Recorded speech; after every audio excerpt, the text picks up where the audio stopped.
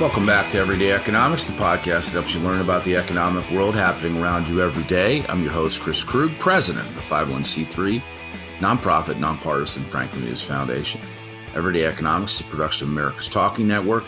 You can check out all of our terrific podcasts at americastalking.com. To support Everyday Economics, please make your tax-deductible charitable contribution by clicking the link in the show description.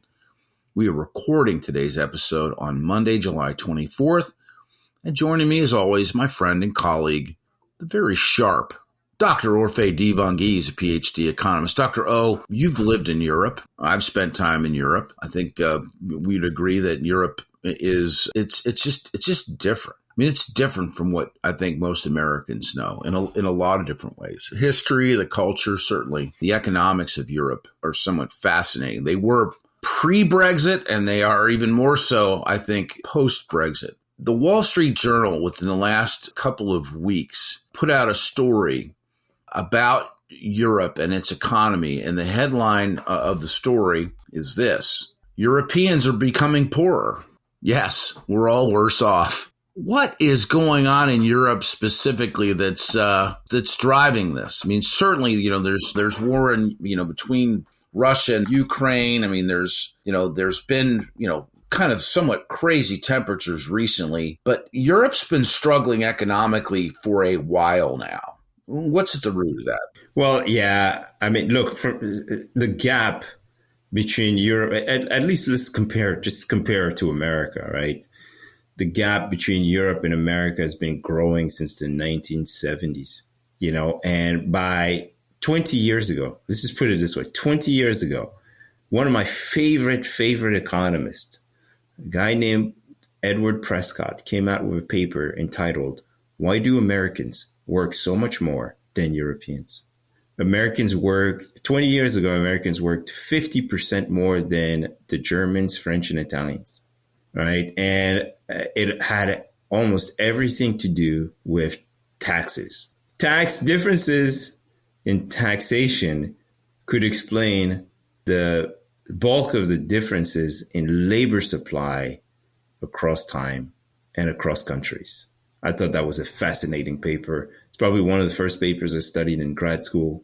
And anyway, nothing's changed. Years and years of more rigid labor markets, the high taxation kept many people in Europe unemployed, or in positions where they had no opportunity to climb the ladder and to acquire new skills. And so, that's increased over time, and it just got worse. It got worse. You ended up with Brexit in the UK. And I'm not just talking about continental Europe here. Let's talk about the UK as well. With Brexit, you had basically a situation where the biggest contributors, net fiscal contributors, were basically the ones that were kicked out. And so what does that mean? It means that UK citizens today are having to pick up that slack, right? And that means, working more, paying higher taxes, and basically they're poorer as a result. But you also lost a lot of talent in the process. And then you go look at the continental Europe, right? You got European governments having to raise defense spending in light of Russia's war on Ukraine, and basically have to be financed with higher taxes or higher borrowing costs, right? And basically all of that is squeezing Europeans. And we know the impact of higher taxes on labor supply. Well, it just so happens that it tends to lower labor supply. It lowers investments. Ton of research that shows it lowers entrepreneurship. And so basically, America is all the greatest companies and the greatest inventions are on this side of the world. And we're still attracting the best talent in the world, right? So while we're always talking about, the troubles we're facing here in America, when you really compare the rest of the world, we're in so much better shape. And then you have the fact that Europe has kind of bolstered labor unions. In fact, that article brings that up, right?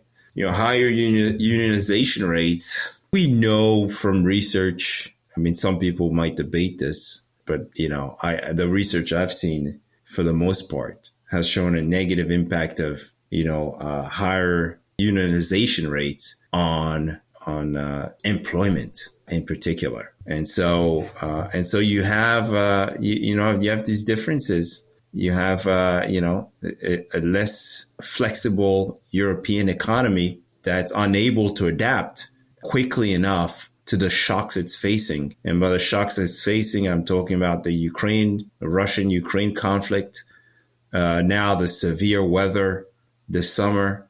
All of that is having an impact. And, when you have a flexible economy, you get that's able to respond to shocks rapidly, where prices are able to respond, to adapt quickly. You don't end up with the kind of trouble that Europe is facing right now. The economy adapts quickly. People move to places where they're the most productive, and you don't end up with, the issues that Europe is facing right now.